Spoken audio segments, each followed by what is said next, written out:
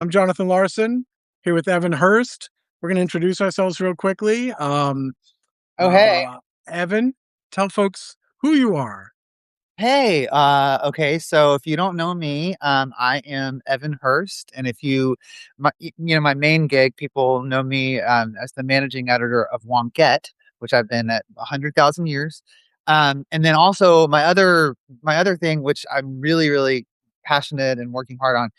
If you've never heard of the Moral High Ground yet, it's been around for 2 years, and that is my kind of little home. It's evanhurst.substack.com, and that is where I do my battle with the Christian right specifically, because that's kind of my background, my wheelhouse, and I like to make jokes about lots of stuff. I love all politics, but if you want me to actually go down a rabbit hole about like something, it's going to be like Christian nationalism and how that's related to the masculinity tantrums that all these MAGA assholes are having, and et cetera, et cetera, et cetera. So that's kind of what's going on with that.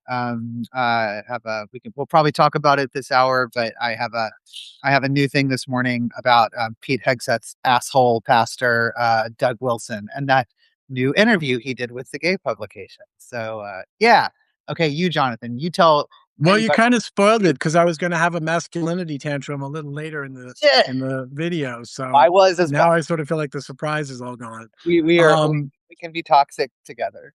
I don't know if folks fully appreciate you kind of like glossed over it, but certainly for any folks who follow the fucking news, which is one of my Substacks, I hope people get just how dominant Wonkette is on the landscape of what we do, right? The snark, the passion, the fervor, the fight, the comedy, the irreverence. Like Wonkette is basically um one of the four Mount Rushmore heads of that genre, I would say. So I hope people Well, yeah. I mean, appreciate that and check out Evan's work.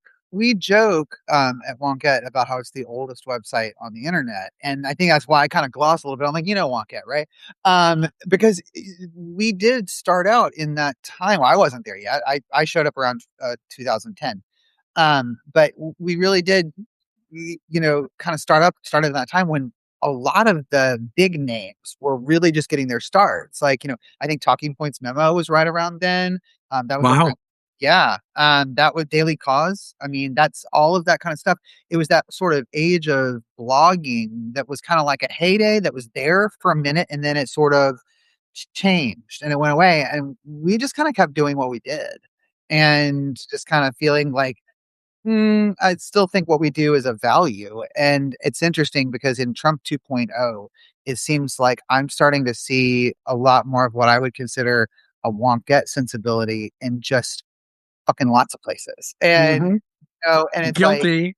yeah, well, and it's great because it's kind of like, okay, so you get it. Like we're really, because there's people who snipe and snark, and I don't really care. But a criticism that we've heard before is just like that it's, that's, oh, it's very like teenage griping, whatever. And it's like, no, no, no, no, no, no. It's like this is the yelling at power that people have always been needing to do and not take it so seriously, like to actually be able to laugh and mock these motherfuckers, and that mockery is the most powerful tool in the toolbox for fighting authoritarianism, like of all of them. And so now we're sitting here in this moment, and I definitely bring that sort of sensibility to the moral high ground. There are probably differences in my tone there, but like I'm sorry, like I I'm gonna call Doug Wilson a motherfucker. Like that's just, I'm gonna make fun of him. I'm gonna say he looks like a mall Santa from an early episode of Law and Order SVU because he does. And because that needs to be part of the conversation, because that's how you defang these people. So So yeah, it's interesting. I wrestle with a lot of the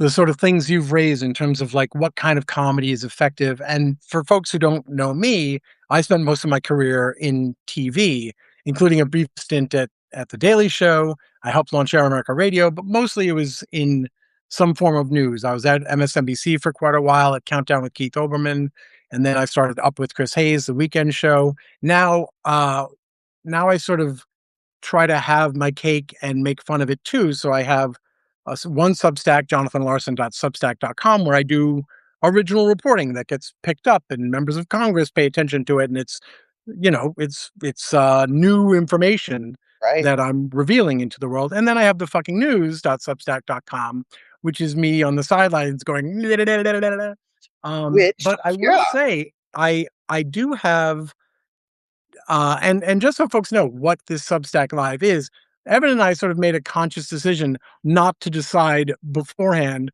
yeah, really what we're talking about. So I'm sure a lot of topical things are going to come up, but I do want to, just because you brought up the role of comedy, right, in the political discourse, I'm unconvinced as to whether or not comedy, satire, parody, whatever, I don't know to what extent I'm confident that it helps. I think it helps individual people to weather what we're going through, but I worry sometimes that maybe it's too much of a safety valve.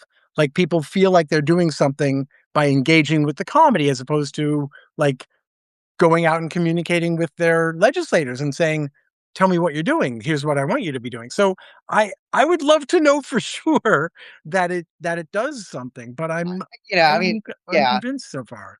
I don't know. I don't know that you necessarily, I don't know that there necessarily can be measured, but I definitely know that personally, for me right now, in the sort of uh, the wider struggle against everything that is happening in the United States and also worldwide, with authoritarianism and just really, really, really scary people who um, have been couple of things about that. Number one, they don't know how to make fun of themselves. They're very, very, very sensitive people. They're very thin skinned. They're not, um, they lash out at like the slightest provocation. So just that one thing, I think, says so much about like who are actually stronger as people. And I think that matters. I think that matters in general. But Absolutely. I also think I take a lot of heart in that thing that Timothy Snyder, the great historian and expert on authoritarianism, says a lot, which is that none of us has to do everything. Like Right. I think one of the biggest things that's so overwhelming, and I remember when he was reelected and just what that felt like. Just to be walking with my friend that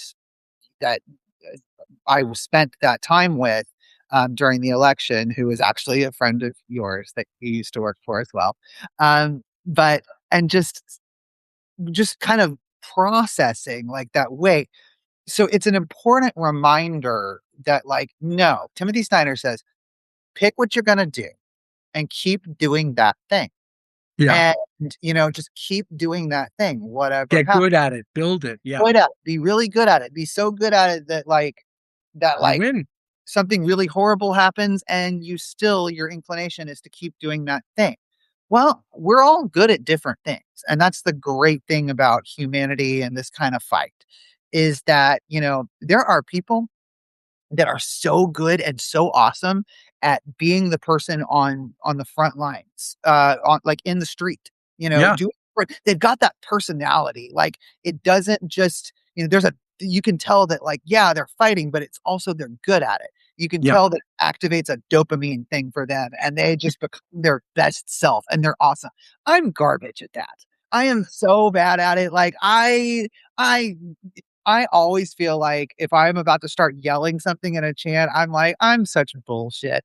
But but I can write and I can inform and I can help other people because people tell me, and I know I'm sure you hear the same thing that that that it does help people who are Yeah. doing other parts of the fight to just be able to like relax and laugh and kind of rage together. And I do think it's important, like you said, that we can't just get people worked up. It is important to to give people outlets for like, okay, now you need a thing to do. Go help with this.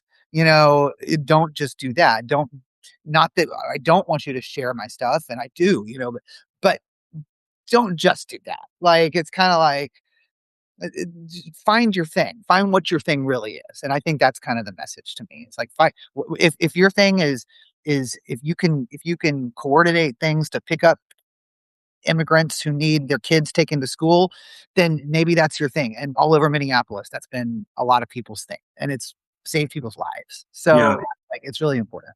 It could be that the thing that traumatized me was, and Will Ferrell has talked about this, I think, to some extent, um, when they're not in power, and maybe that's the key difference here. When they're not in power, there is a danger of of humanizing is the wrong word because I think everyone should be humanized, Sure. but of making light of the threat they pose, right? And the example I'm referring to, of course, is Will Ferrell making George W. Bush seem like a doofy but generally good-natured guy Yeah. before it was time to vote.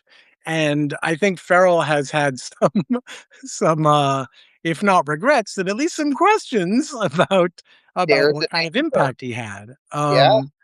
And so maybe there's a distinction between, aiming political comedy at those in power versus those out of power. I don't know exactly how to navigate that. And the other thing is the other thing. Sorry, what? No, I was just listening. I'm listening and thinking as you. Yeah, I was. The other thing is I don't know always how to calibrate the need journalistically to make clear when it's appropriate this thing we're talking about, it's kind of an existential threat, which I don't do a lot and I don't Yeah. feel a lot. But Yeah. there are times when I think things are really important. And then the question is, how do I make fun of that without making it seem like, oh, don't worry about it. Don't feel like Right. you have to. It's like So, making fun. I'm not making light. I'm making fun.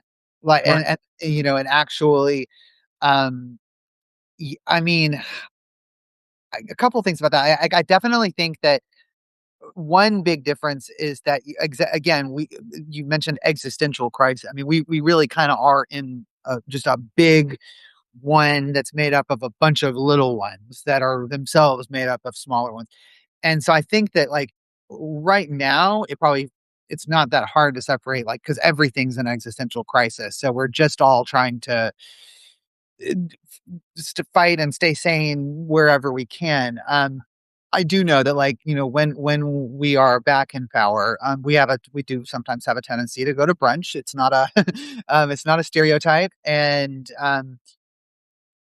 I guess my hope right now is that, because I do believe I am one of those who, at the end of the day, I am optimistic. I do believe that we're going to win. I don't know when. Don't be like I don't. It's and the fight's not going to be over in 2028. Like, I'm 46 years old. We might be 80. My whole shtick is that the fight is never over. No, and good, yeah, and good point. Like, but I do think that this moment that we're in, we're gonna Yeah. get out of it. I mean, there's Yeah. the only way. Most of us.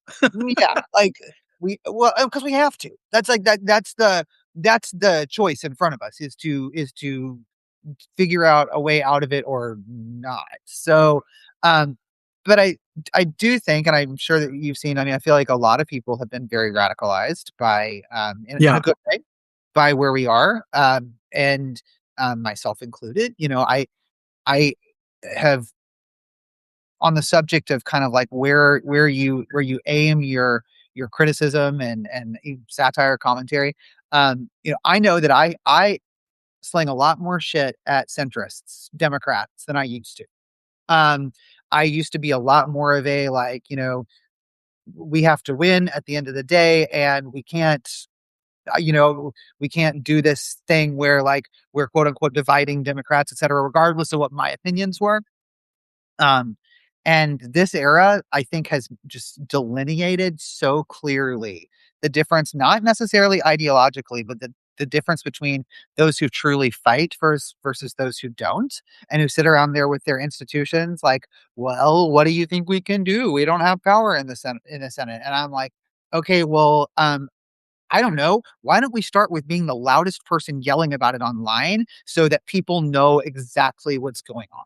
You know, Well, why? and also there are procedural powers that even the minority has in the Senate Sure. that they have absolutely not used. But I do want to, I'm glad you took, this is exactly where I wanted to go based on what you were talking about earlier, the idea of who should we dedicate our bandwidth to, right? And I get heat sometimes for going after Democrats, whether you call them centrist or establishment Democrats. And people will say, not wrongly, hey, there are, fascists actually running the government. Seems like that's worth paying attention to. And the Yeah. metaphor I always use to explain the times that I don't is here's how I look at it. We're in a castle. Hmm. We're surrounded by fascists. Hmm. They're determined on getting in. And I just found a guy on our side who's supposed to be watching the gate and is asleep. Right. My focus at that point is wake the fuck up, motherfucker, No, and that's not true. not Yeah. the fascists. Or letting them in the back door, and it's like that is the galling thing to me. And so just in the past 24 hours, there was an article that went around from a publication that I actually generally like, and I really like a lot of the people there and the commentators, but it was yet another panic about this DSA shit, and I'm like, Was this the Atlantic piece? I haven't read it yet. no, it was Bulwark, and really, I do Oh, love. Bulwark, I right? Yeah, really do. I really do like a lot of the people at Bulwark. I think they're doing some really, really important work. But this piece that came out, it was a very get a grip. And if you look at the comment sections on these I pieces, remember seeing it. Yeah, it was a lot of it was a lot of get a grip because it yeah, was just like this is getting ridiculous.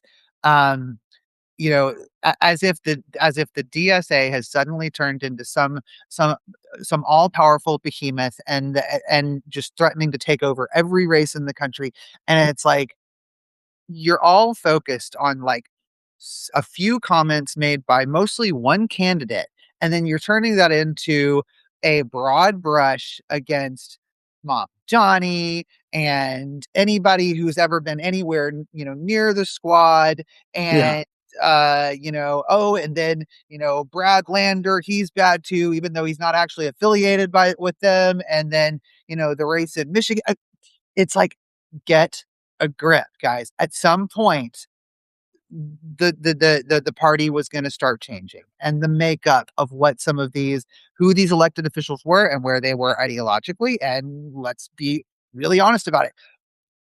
Race, religion, people are getting more represented actually in our side. yeah, That's important. And so we're hearing more amplified, let me just make up word, amplified voices that, 20 years ago we weren't hearing. And because they were drowned out, or because if they dared to speak up, I mean, think of how powerful somebody like Ilhan Omar is now versus when she was elected.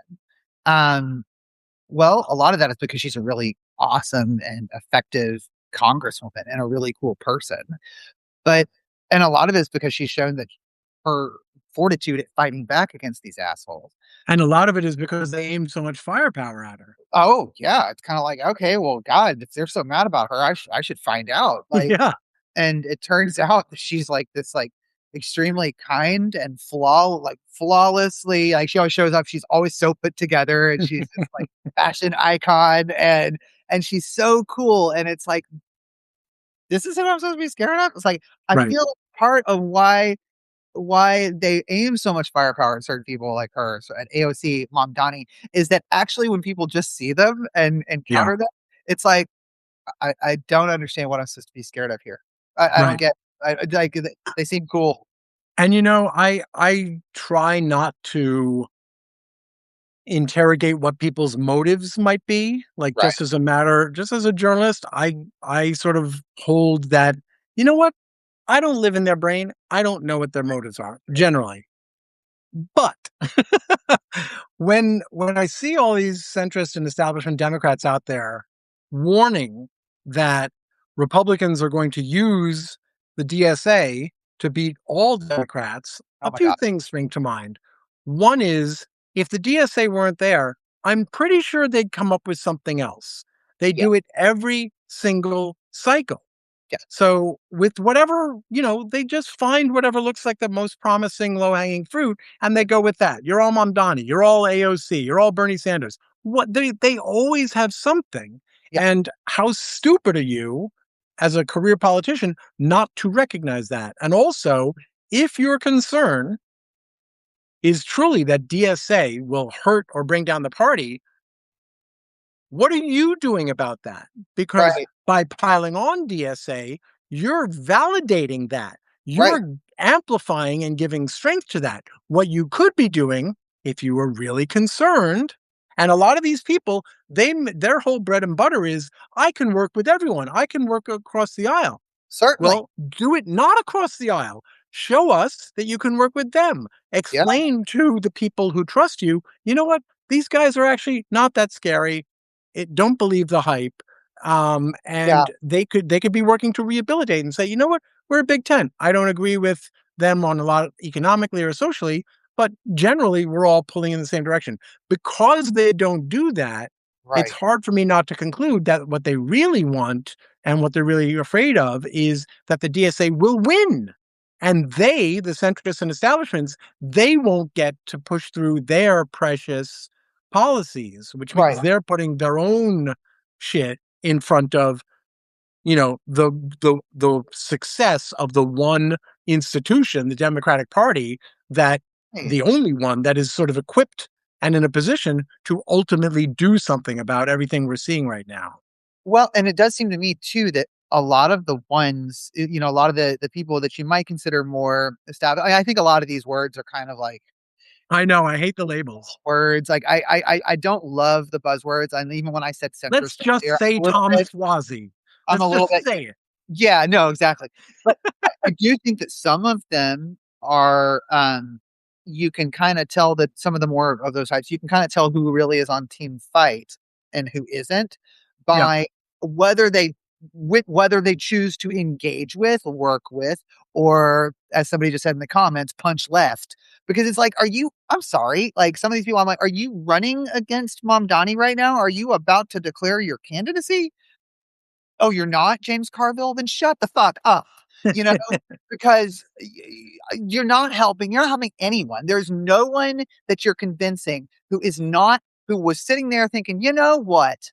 I was thinking of changing everything and becoming, going back to my initial Southern strategy, Democratic registration, voting for the Democrats again.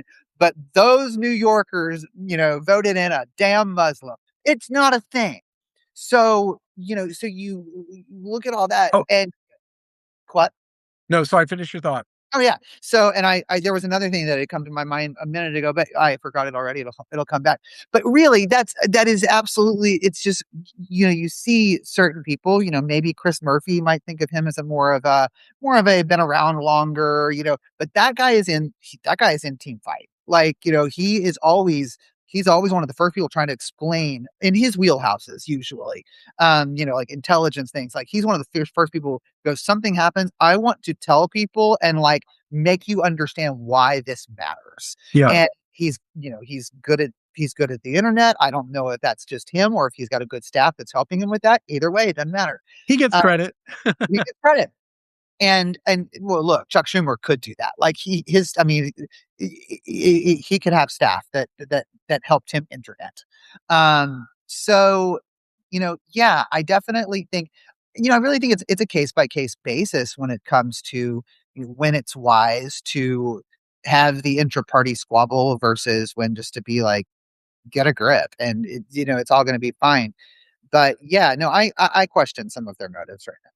The other point I was going to make was that it's so telling on themselves that we see this degree of volume and engagement and coordination. Swazi formed a group.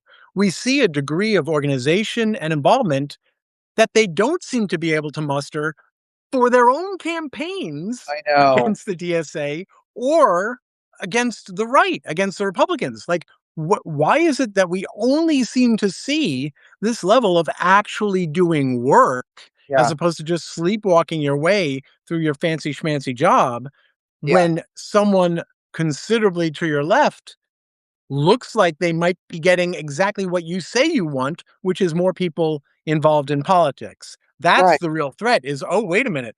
You're getting people outside the clubs, outside the unions, outside the sort of prescribed silos. That's not a thing. Don't do that. Don't bring those people in because there's way too many of those people for us to push back on. Oh my God. Well, and the thing is, kind of thinking about what elections look like and what electorates look like. I- some very smart election watching poll kind of people will tell you that that every election really is a different electorate, and because what really happens is that you have a different kind of turnout in every different cycle. So there's a lot of this whole idea of like these mythical swing voters that somebody is always trying to capture their hearts.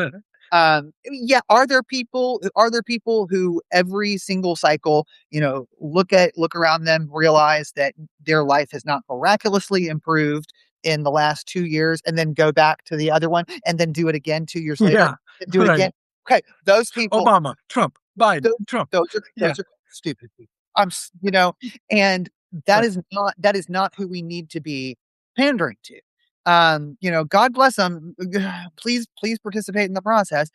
But we always talk about the number of people who actually won the 24 election was people who didn't vote, and and a lot of people like to pay lip service to getting people involved, but then you kind of go like, well, what's going to get people involved? I think a lot of them say, well, I feel like nothing ever changes. I feel like my vote doesn't matter You know because what people want? They want graduated tax credits. they do. I Yeah, mean, it that's just, what they think is a winning platform. I As if mean, they never took history and saw that FDR became the most popular president in American history. Pictures on millions of people's walls of yes, FDR after he did what? Salt tax caps? Like, yeah, no, he changed everything. yeah. That's what you do, and that's how you win. And it's not, well, when the focus group comes back, we'll see what's palatable. No, aim for Right, it. Figure it out, do something, right. because at least then you're giving people a choice between I like that versus I don't like that.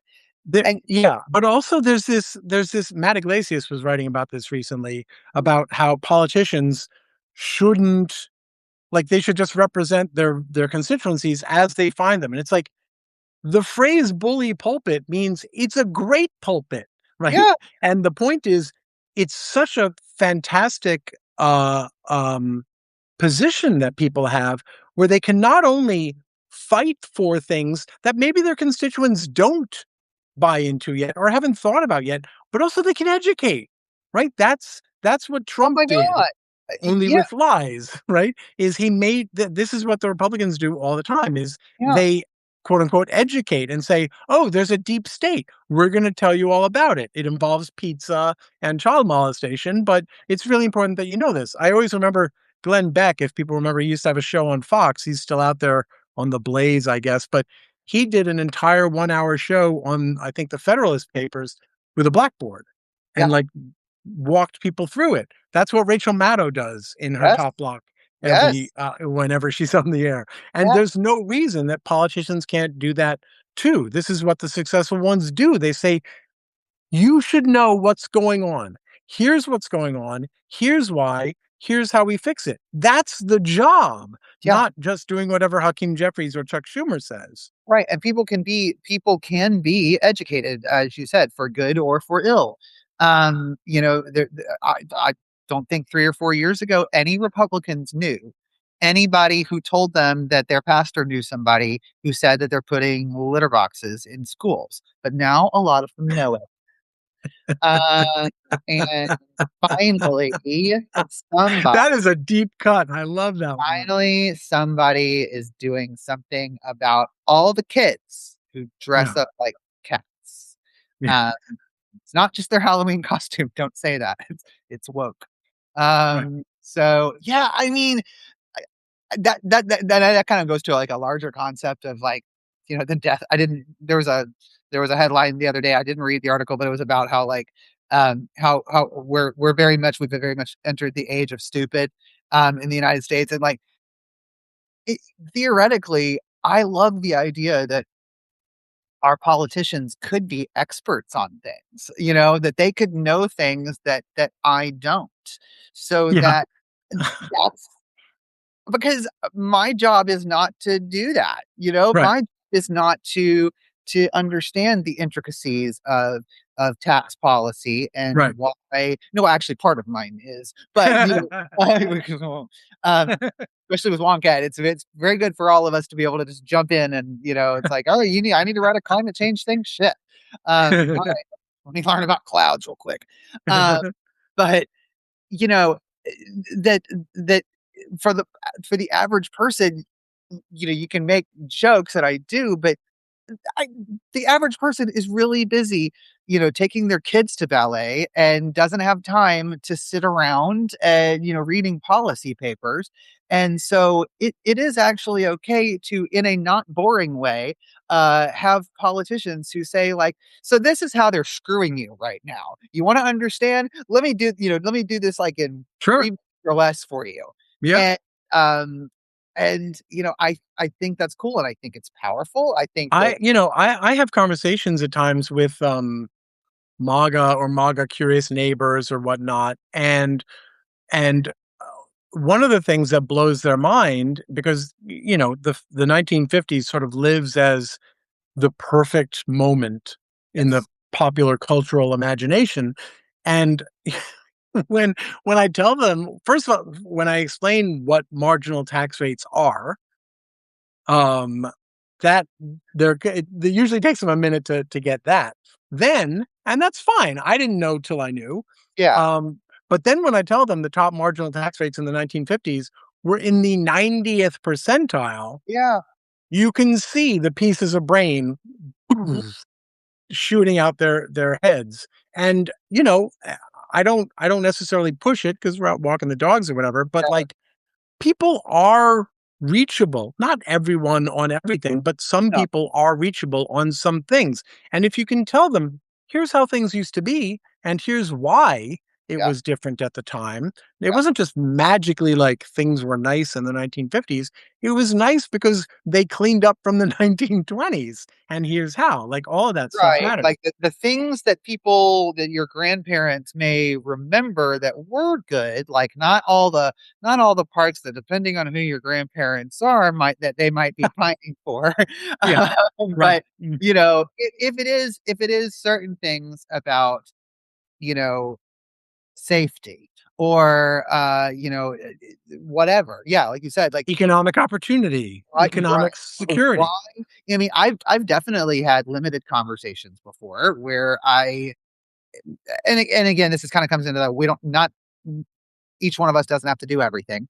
But I've definitely had one-on-one conversations where people would say things like, "Well, I don't know why these days, kids can't blah blah blah whatever," and you say, "Well, for one thing, tell me, person who was a child in the 1950s, you grew up pretty well. What did the people, your neighbors, what did they do for a living?" Well, my next door neighbor, my friend that I played with, her dad was a pharmacist, and and then two doors down, that was a lawyer, and then the other one, I think he was a shopkeeper of some kind. Okay, and were they the only income in the house? Oh, yeah. Oh, cool. And what kind of a house did you grow up in? Because as I remember, you grew up pretty well in the How suburbs. big was your pool? How big was your house? So you're saying that a pharmacist and a lawyer lived next door to each other, and they were both able to own 3,000 square foot houses in what were then considered the suburb? Wow. Send their kids to college, retire, go on Uh-huh. vacation. Yeah. And you just kind of go, okay, so if you if they're listening at that point, you can kind of and they might be because you're doing this really weird thing where you're not talking about like Right. socialism or Just Obama. don't hit the trigger points. Yeah, you're just talking about, like, you're asking them to be the expert. You're saying, "Tell me about your life when this," well, okay, well, that's not getting put through some kind of lib filter. So then you can be like, "Okay, well, you should look at the difference, the ratio between, like, what a pharmacist makes now versus what it costs to own a home." And this and that and the other and each little thing, and you just keep adding it up, and you say, see, it's changed. So this is what's different, and this is why maybe we need some higher marginal tax rates, or maybe And here's why those things have changed over the years. Here's what the level of funding for public education was at the time. right. Here's what it cost to attend the City University of New York or the State University of New York at the time.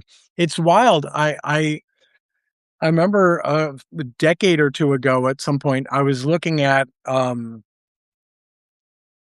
corporate resumes or something along those lines, like CEOs and things like that. And it was like one after another, CUNY, CUNY, CUNY. They had all come out of Oh, CUNY to become like, masters of industry. Like mhm, CUNY used to be this incredible and incredibly affordable mhm. factory just churning out Great business leaders school. and all kinds of people. Mhm. And it's because they could get in and attend it for nothing Yeah. compared to, you could put yourself through college working a part-time job. And that was it. There were no loans. You just paid it off based on what you made, as a soda jerk at the malt shop or whatever it might be. So, Right. and it's like, well, why isn't that the case anymore? And obviously, a huge part of that is that federal and therefore state funding have been absolutely decimated. And a big part of that is people didn't want to pay those high taxes anymore. So they started cutting them. I did Yeah. want to get back to one thing you said earlier, which was this question of like when and how should Democrats have the intra-party fight, Yeah. right? And one thing I try to emphasize a lot in the fucking news is the idea that the entire system we work in, the Hmm. governmental system, is a machine of an engine that was created to make fighting happen, Mm. right? And Yeah. so anytime I get the impulse for unity and all that, but that's counter to the way things are supposed to work in this country. Yeah. Conflict and adversarial engagement Yeah. is the thing that gets us a more perfect union. Progress isn't like Definitely. a thing that we get despite fighting Yeah. or as a byproduct. A more perfect union and progress are the result of fighting because the fighting is for what ultimately what anyone's fighting for, whether it's state versus feds or mayors versus state or legislators versus executives or judges, like all of these things. I hope people understand the reason there is more than just one thing Yeah. is because they are supposed to fight. And what they're supposed to fight over and for ultimately is popular support. Hmm. And when that's why Jefferson and others were so hung up on the idea that the populace be educated so Yeah. that they would make good choices Mhm. when they referee those fights at the ballot boxes. That's why we got Trump, was because frankly, people were stupid. Yeah. They either let the anti-democratic marketing convince them that Democrats were literally satanic, or Mm. they were sufficiently stupid or naive or unsophisticated. And I don't mean to put a moral judgment on all of that, Yeah. although I do think you should do some work. Like there's a level of arrogance in just assuming that you know these things. And Yeah. if you just know that a guy on a very heavily edited TV show who seemed like, I guess he looked like he knew what he was doing when he was running these businesses, if you thought that guy would be good at being president and you believed him when Yeah. he said the world will change on day one, you've got some work to do, my friend, to Yeah. be counted as a member of the educated populace that Jefferson said we absolutely fucking need to referee all of these fights. Yeah, and and all of these fights, especially, and it kind of relates to something else that we were talking about earlier. The idea that when we win, so often people decide to go smoke, and then they don't do anything because truly, Oh, all of you mean once the election's over, right, once the they election is check over, they're out. like, "Oh, we won, thank God." Um, because that again, that is where those fights are supposed to happen. That is just that's supposed to be just the beginning of, hopefully somebody who wins that you helped get in there is going to take your phone call and take you a lot more seriously. Can I Than, jump in real quickly? yeah, I always say that people treat election day like it's the Super Bowl. yeah, It's draft day. yeah, That's when you get your teams, baby. That exactly. doesn't mean you stop playing. Now you start playing. And Now's when then it happens. you were talking about like kind of the differences between the branches and the different roles and all of that. I was reminded of, if I may say a Bible real fast, but I was reminded while reading a totally unrelated story about the men only Christian gyms where they go to control their lust. But somebody mentioned the whole iron sharpens iron thing. Okay, so that's literally where like we are supposed to be, like you said, we're supposed to be getting better. Where because we're in this interplay, and because I'm picking up the phone and I'm yelling at my great Democratic congressman and prefacing it with like, I love you, but and that's the point. It's like, because I need you to listen to me because there's a point of this that you're not getting. And maybe a bunch of your calls from your constituents are coming in. Like, And my yeah, like I was just yeah, like, that's another dilemma I think the left has, and to some extent the right as well, but the left has it internally, which is that it's very hard, and I say that with sympathy and empathy. It's very hard, I think, to see some of the things that are happening, especially on behalf of people who have less power, right? Like if you're a white person with some money, it's very hard to, I hope it's hard to see someone without those things who is suffering and being persecuted because they don't have those things and not say this is a as terrible as things could be. This is the worst possible thing. Anyone doing it is a monster, and yeah, anyone not stopping it is a monster. And I understand the impulse to feel that way and to communicate that way, if only to signal to the people being hurt, I'm as on your side as can be. But the problem with that is that then it makes it very tough to engage with the people you need to fight, but not necessarily be mean to or not necessarily consider evil or monsters, and just say, here's what the facts are. I need you to get on the right side of this, and I will fight you if you don't. And I think it's very difficult. I think the left in particular in some ways has a hard time in different quarters, and I'm probably guilty of it as well, sure. not sort of assuming that if you're not on my side on policy or even on tactics, Yeah. right? You can, so many people view tactical differences Mm. as existential, ideological Oh my god. chasms that can't be Yeah, breached. yeah, And that I think is a real problem. Yes, everyone should fight, but understand that on some level, everyone roughly wants the same thing. There are right. certainly some cases where that's not true, but generally, we all want a better society Yeah, for people, especially, I would say, on the left. You have some very nihilistic yeah, quarters and some religious extremism on the right that would not necessarily agree with those things. But in general, I think the left struggles with that and would do better, both the centrists and the establishment and anywhere on the yeah, spectrum, with not sort of writing off and saying I can't work with or talk to that right. person because their difference with me is disqualifying. Yeah, because no, I think I do think you're right, and it's something I have long said for throughout all the different squabbles we've had, probably for the last 20 years. You and Um, me. no, yes, our all of our that's why we've all never done a live before, we've been fighting. But no, I mean all of the different intra-party whatevers that we've had over the last 20 years. I mean, I feel like for most of us, we do want generally the same things. There are disagreements about how to get there. I think that there are usually. I don't think it's usually differences. I think people agree on like everybody should have health care. Yes, okay. If we do all Right. agree on that, then Yeah. we can have a conversation about tactics and strategy and things like that. And I do think it's also worth it. Um, Occasionally, sometimes it just depends on your situation. To even, yes, people say, should I, I have a shitty Republican congressman. Should I call them? Yes. Right.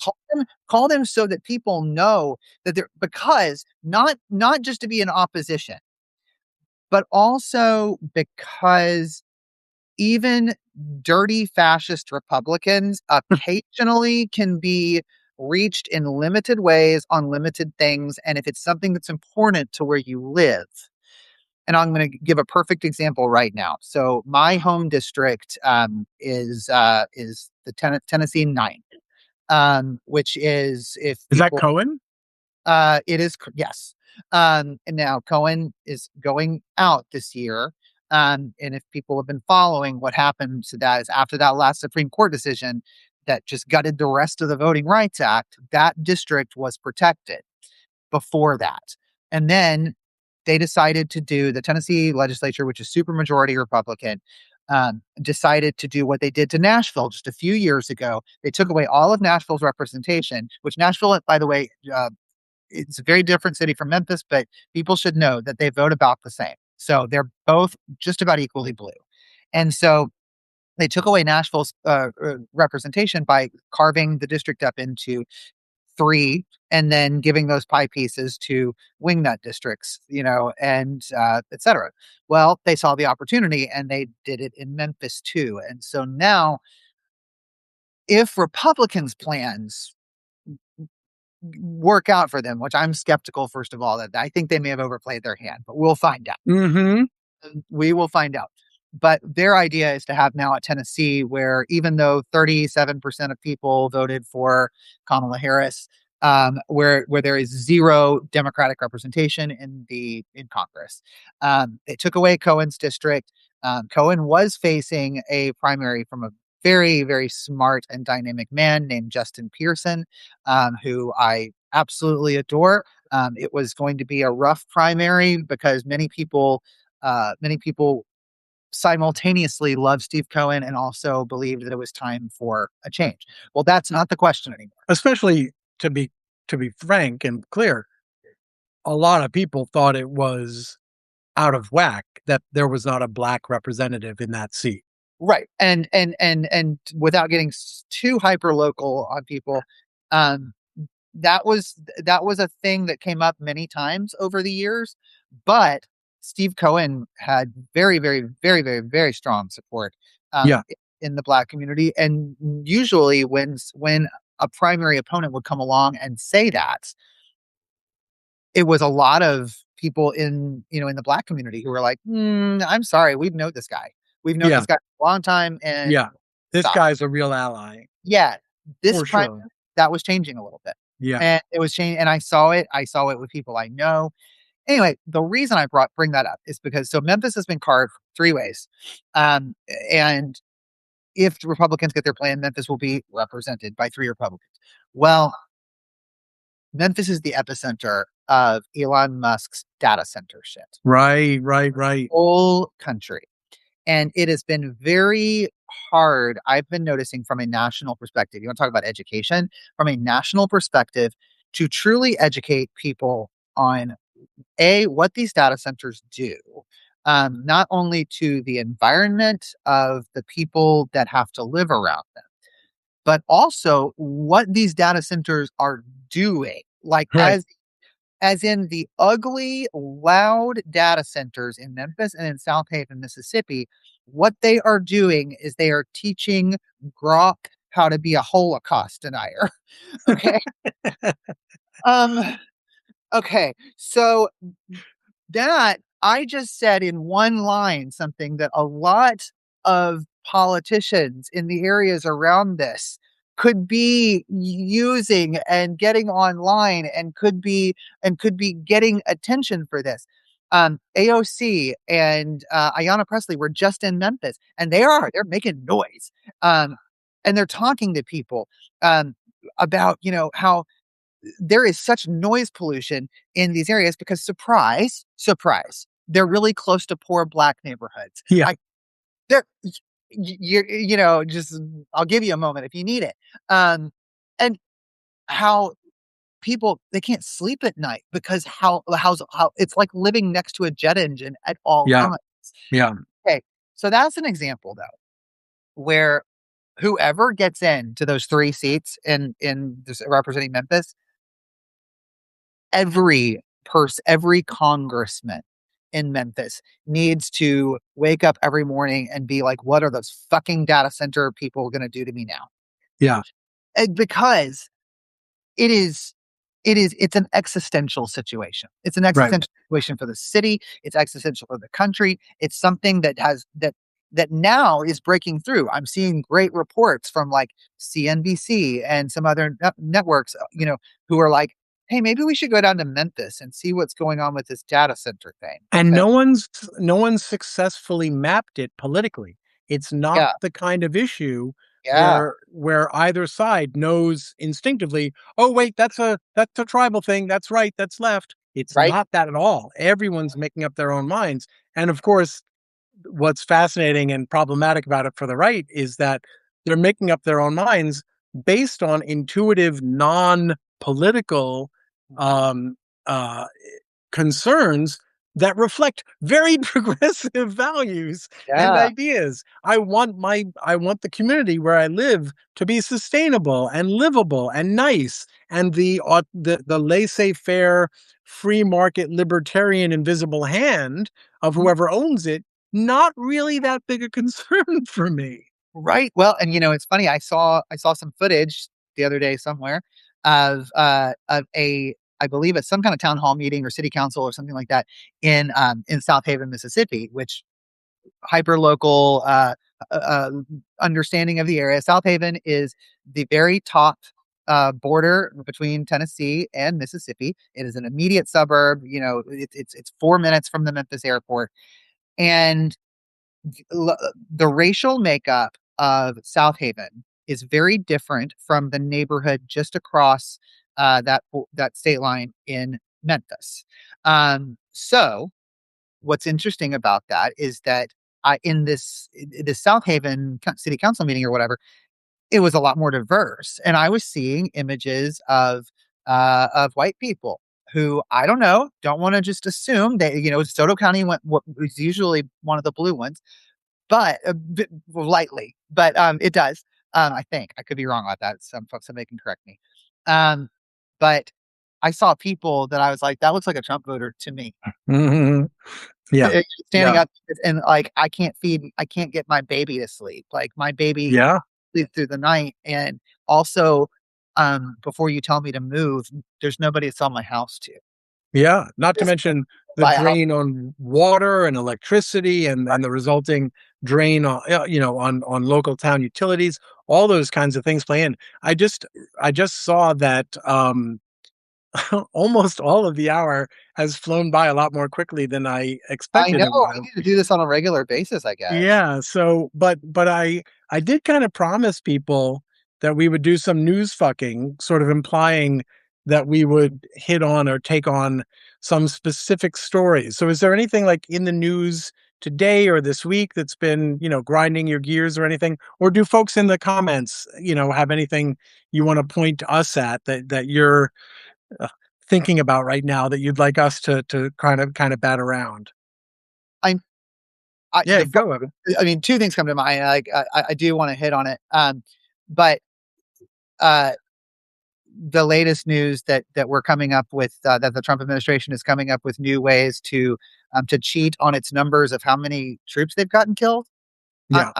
I I'm sorry, like, every time you think these motherfuckers cannot be more soulless and, you know every time any of us ever feels like unreasonable, like maybe we're not being fair. Maybe he doesn't disdain the troops, suckers and losers as much as as has been reported. You know, I think they do. I think Yeah. they really, here there's another pretty populist issue. I think they really do fucking hate the troops, and I think that they they don't value their lives, and I think that I went on a little rant the other day just on Substack about Trump on his way to Dover and the propensity he has whenever he does something like that for just lying about whatever the people who died said. Yeah. The families. Yeah. They all said this. They all said it was really important to them that Right. Iran never gets a nuclear weapon. Okay, I'm sorry, but no, they fucking did. Not one of those people said to him on the phone, to their family, to anybody that well, most important thing to me is that Iran never gets a nuclear weapon. Like, it would only be less believable if he said that they had said sir, sir, and had tears in their eyes. Yeah. And like, so that's one thing that's just disgusting me right now. And it's connected, of course, to like, I will, I will plug my piece that came out on Moral High Ground this morning because it's the latest interview that somebody else has done. I didn't do it, with fucking Doug Wilson, who is Pete Hegseth's guru pastor. And him his circumstances under which in his dream Christian theocracy, he thinks that he would like to be able to execute gays. And what I really just lost my shit about is that his example that he gives actually was a religious leader. And I'm like, wait, who is abusing kids? Because that's what he said. Is he envisions a world where a Roman Catholic priest who molested a kid would go directly to execution. I'm like, oh, but then he blames it on the gays. And I'm like, wait a minute, motherfucker. Because if you only we want to talk about who actually has the proclivities, which one of these institutions or settings is a breeding ground for kids to get abused, because I think the evidence shows that it's not just Catholic clergy, but it's also conservative Christian Protestant clergy. I think that's what we see news about all the time, Yeah. constant. And it's not that it's not. I really liked my little line that I ended the piece with today. So I'm just gonna say it and spoil it. But it's not that there's child abuse happening in every conservative congregation at all times, or congregation, or Christian school, or holy yoga studio, or whatever, but that the conditions are always present. It's like a fucking storm during a southern, a southern summer, when there's always like a little tornado watch thing down at the bottom. The conditions are always present for it to develop. And I'm sorry, you keep, these people, if they want to blame everything on gays, keep your list. Keep your list of all the time that a drag queen or a transgender person or a gay person is arrested for hurting a child. And Yeah. guess what? I'm keeping a list of the conservative Christians who do it at the Moral High Ground. So, keep your list, because the Right. last I told somebody to do that, they told me some case in 2024 that was horrible. And I'm like, yeah, lock those guys the fuck up. They sound terrible. Is that your one? Yeah. You done? Because I tracked 215 last year in the conservative. Yeah. Right. So anyway, so that's me off my soapbox. But um So Rod Nelson in the chat mentions the sentencing of the Minnesota killer mofo and Christian nationalism, and that's yes, a reference to Vance Belter, yes, who was just sentenced this week to life in prison yeah, for shooting, I think, 4 people, killing 2, wounding 2, aiming for Minnesota Democratic state legislators and their families. And when this shooting happened, I think even before he was caught, but once he was identified as a suspect, over on my original reporting Substack, jonathanlarson.substack.com, I tracked down some sermons that Belter gave in yeah. Africa. And because I love you people, I watched them and I took notes and I wrote up, here's who this guy is, here's what he believes. And I know that Belter was supposed to have given an allocution, which is when you enter a plea, you're supposed to say, here's what I did and why. Yeah. I haven't found a transcript or anything like that, but I haven't seen in any of the news reporting yet any discussion in Belter's allocution of what role his faith played, his Christian faith. And the point, a lot of people have said, Belter was obviously a religious Christian fanatic, and I thought it was more complicated than that because the guy I saw in those speeches, which were not super long ago, he was fairly normal for the class of people we're talking about. He Yeah. was not like a recognizable rabid person. And Right. that to me is all the more problematic Yeah. that the guy did seem to suffer some economic downturns in his life and seemed to be struggling. And that I sort of hypothesized that was I suspect for him a lot more existentially threatening and shattering because of what I heard from him in his sermons, Yeah. which was basically that if you've got Jesus, nothing else matters. Mhm. And so my guess is that he believed that and then he couldn't make a living anymore. And all of a sudden, Yeah. Jesus wasn't chipping in for the electric bill Right. or the grocery bill. And I think I think he broke. And I think a part of the reason he broke was because that kind of magical thinking, not super great for resilience in the face of real strife. Yeah. And so I know a lot of people were mad that he didn't get the death penalty. I'm anti-death penalty, so I'm glad Minnesota haven't? It hasn't, does it? they do. But it might have been I don't remember whether it was a federal case or a state case. I think it was state, and I think they do have it. But he pleaded guilty precisely because, Yes. despite his love for Jesus, he didn't want to meet him too soon. Yeah. So he pleaded guilty to escape the death penalty, and a lot of people were angered by that. I don't like the government killing people. I don't think they should do it with Doge. I don't think they should do it with electricity, poison, or bullets. Yeah. Um, but my my hope was, and maybe it's out there, and maybe I'll find it or someone will share it with me if they know of it or if they see it. I wanted his allocution to account for the role his faith played Yeah. in his decision making or why it didn't play a role. Like Yeah. you spent years and in fact he talked about this martyred missionary who inspired him, this Christian missionary. And the missionary's family reached out to me, and I actually did another report that's also on Jonathan Larson's Substack, Yeah. where I gave the actual story behind that guy. But this guy Belter, the killer, he lived his entire life since his late teens or whatever, being absolutely sure of how the whole fucking world works Yeah. because that's what he had been taught. And if that turned out not to work out, which it seems like there's empirical evidence that Yeah. didn't work out great for him, I would have liked to have seen an allocution that reckoned with that. That said, you know what? Here's the shit that my faith didn't prepare me for. Yeah.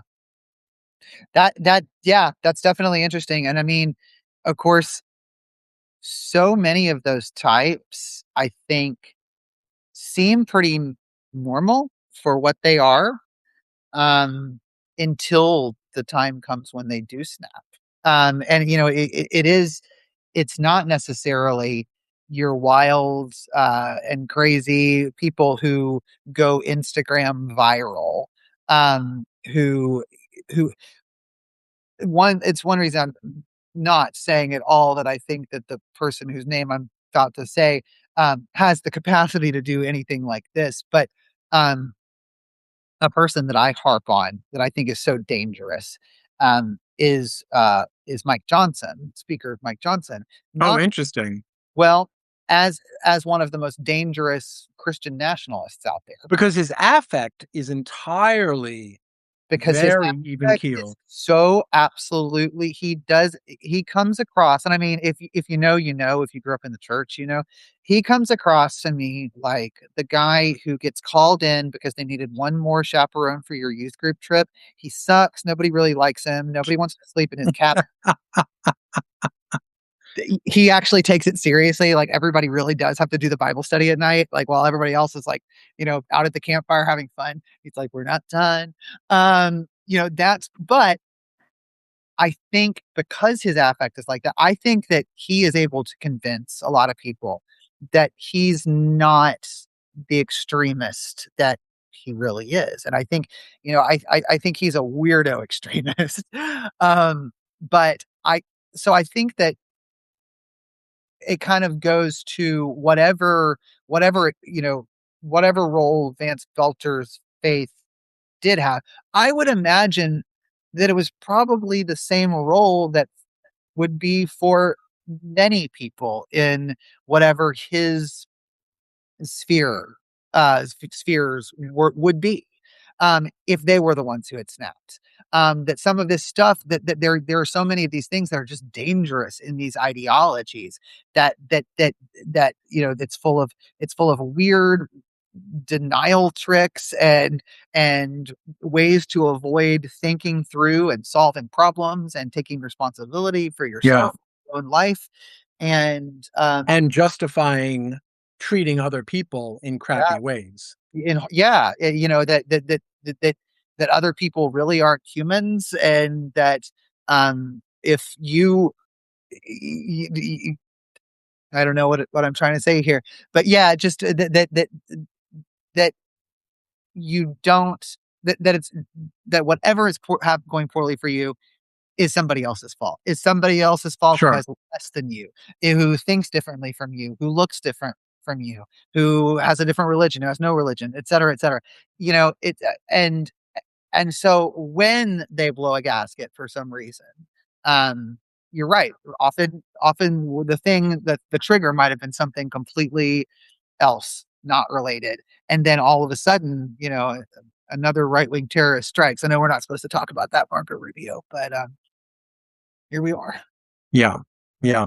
So should we see if anyone in the chat has any questions before we Sure. wrap it up and say goodbye? We should have given people more notice, I guess. I know. Well, Um, maybe we'll just do this again, and so because yeah, there's been lots of people. Hi, everybody! Like the chat has been really active, and if you're here in that chat, you need to be subscribing to Jonathan Larson's Substack and the fucking news if you don't, and to Evan Hurst.substack, the Moral High Ground, and Wonket if you don't. We were talking before we went on about we know we have overlap, but we don't know exactly what the overlap is. that's So right. so That's right. our hypothesis is that all of you should be fans of everything with both of us do. Yes. And there I did see in the chat there's a sort of vigorous debate over the death penalty. Some Mhm. people are anti-death penalty. Some people are willing to make an exception for Trump. Some people are, let's see, I think Baba Ganoush had an elaborate medieval recommendation for Trump's punishment, but Sharon writes, "Do please do it again." You and me, Evan, I guess. Berto writes, "Thank you guys for the conversation. I'm curious as to where you don't agree on things." Thank you, Berto. I was thinking about that as well. I'm curious where that is too. We didn't really. I swear we did not map out where this conversation was going to go. In fact, we talked explicitly about let's just wing it and see where it goes. I Yep. thought we might have. Um, I'm trying to think if there's something we can fight about. Um, I don't know, Graham Plattner, transgender issues. Where should we start? So, I The mean, I think we're probably pretty much on this. I mean, Plattner, God, the way I stayed out of that conversation until the shit hit the fan. Just because there are times also, generally when sometimes when there's an intra-party squabble happening of some kind, as a person who does not live in Maine, there's right. a tendency to be like, I feel like Maine needs to figure that out, and whatever Yeah. you figure out, you need to figure it out so that you win in November. But then the shit hit the fan, and I was like, all right. And some maybe a little bit uncharacteristically for me, I was just obviously it's like get out, like it was like get out, go, like Yeah. what? It was And just like I wrestled with it, but one of the things I try to remind people of in the fucking news is that you don't have to have a position on everything. right, Like, it's really important to maintain a reserve of "I don't fucking know," and yeah, to tap that reserve all the time. And, I couldn't tell you what I thought about Graham Plattner at every stage of the way, but I also knew I don't have to make that decision. So, when the tattoo came out, right? I can absolutely understand people not wanting that guy to be the Democratic candidate for Senate. That yeah. makes sense to me. Like I nothing could nothing also made you figure that out before now? Yeah, that was one of those, like, where I was like, "Okay, I can see the story about, like, the drunk in the military, it got us I can," but I'm like, "Okay, but what about all the time between then and you deciding to run for Senate?" sure, but I could also see those people who said, "Look, his entire narrative is I was fucked up Yeah. and I'm running in part to redeem myself and to do better. Mhm. And I don't have to agree or believe him, but I can understand why people would."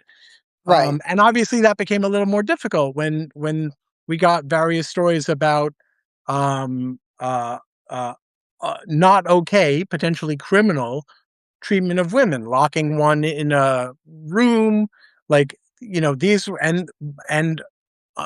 it was not, I thought, super clear cut. And so again, I didn't have to make a decision. I could understand why people were would decide either way. In terms of, um, when the rape allegation came out, Yeah. I think with you, I was in the same place where it was sort of like, well, regardless of believe or not believe, Yeah. his own point in his very first statement was basically like, "It's not, you're not gonna win, dude. It doesn't matter whether Yeah, I believe that you or was not part of it. believe you." It was like, you're you're not gonna win. Also, and that was kind of like an education moment because I felt like my gut the whole time was that the guy was a scumbag. But that was again, I Oh, just really? That's interesting. yeah, I just kind of I felt like I saw that guy coming. But again, Huh. didn't live in Maine, so I was like, you know what, Yeah. I Maine is gonna do what Maine's gonna do.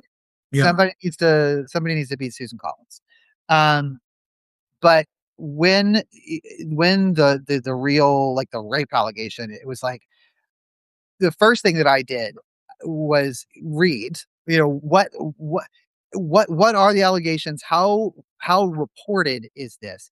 And that Right. was those moments where kind of had to sort of tough love to some people and just be like, look, this is what a well reported accusation looks like. I think, They checked every box you could check. yeah, and it was like That I story think, was methodical and yeah, rigorous. I think none other than centrist Schumer fan Hassan Piker um, explained on his show that, like, this is a textbook Yeah, allegation. This is right. a textbook real Yeah, sourced, and it was just like we can't. And look, let me tell you who's concerned right now when that came out. Susan Collins was concerned because I promise she knew it, and she was waiting for named Democrats to not be able to do anything about that. She was going to ride that right back hmm, to winning again. That's at least my belief on it. I think that, and I looked at the polls. They weren't exciting. That was kind of, one of the things about this. You know, things are tied up in Texas, in Ohio, in Idaho, Iowa. in Alaska. Okay, in an Yeah, environment where things are tied up in the Senate races in those places, the Democrats should be running circles around Susan Collins, and they weren't. And this is the first post-Roe Senate race that yeah, Collins has been up for. yeah, How do you lose that? How do you lose? And so I was sitting there kind of going like, first of all, he wasn't in a strong position before this. And then now this, you think that people are just going to stay with him for this? And I Yeah. mean, this was one thing that, I was mean to the Bulwark earlier, but one of their people did the one that does focus groups, who pisses people off a lot, but she does good data. Um, she did a focus group on exactly the subject, like what would make you abandon him? And the thing that, I mean, before all these allegations, and the thing that people came back saying were like, yo, yeah, I'm willing to take a chance on that guy, but if a real sexual assault allegation comes out about that guy, I'm gone.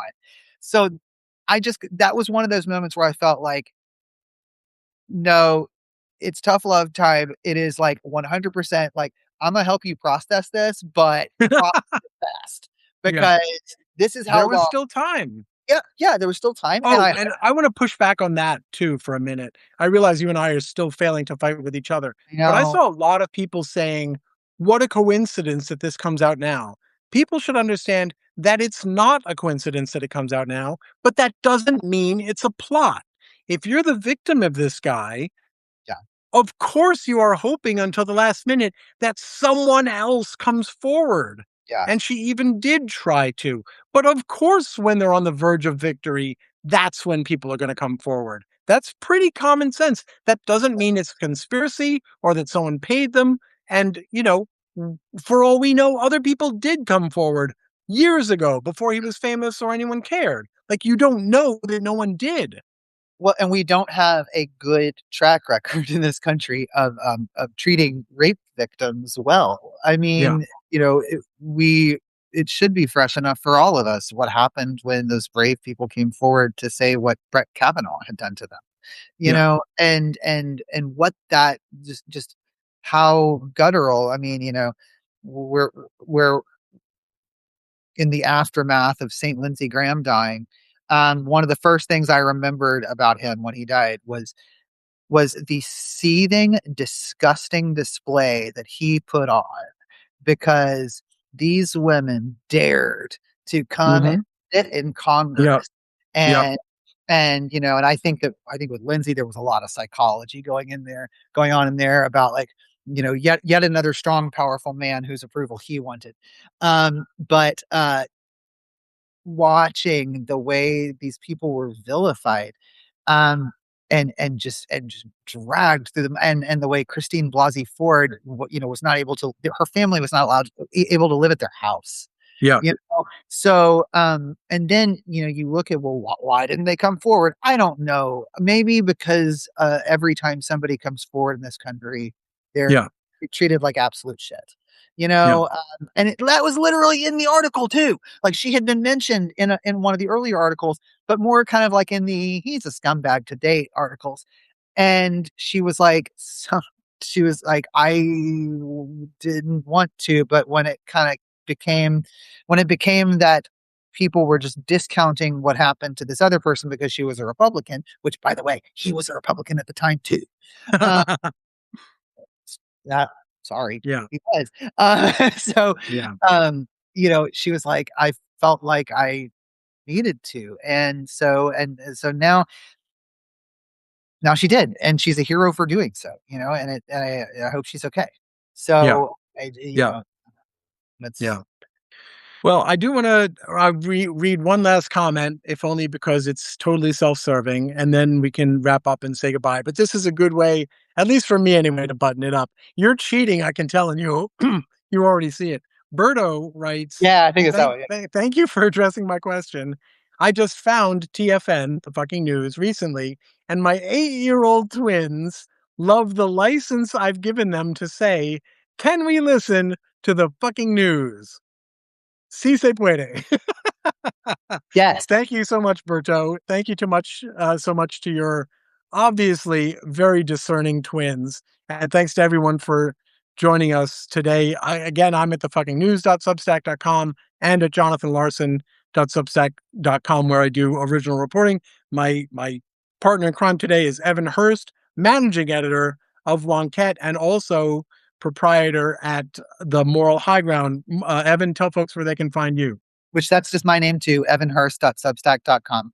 It was originally supposed to be themoralhighground.com, but I'm not a tech person, so I bought the URL and everything, and I just let it sit there, and so now it's just my name. It's gonna stay that.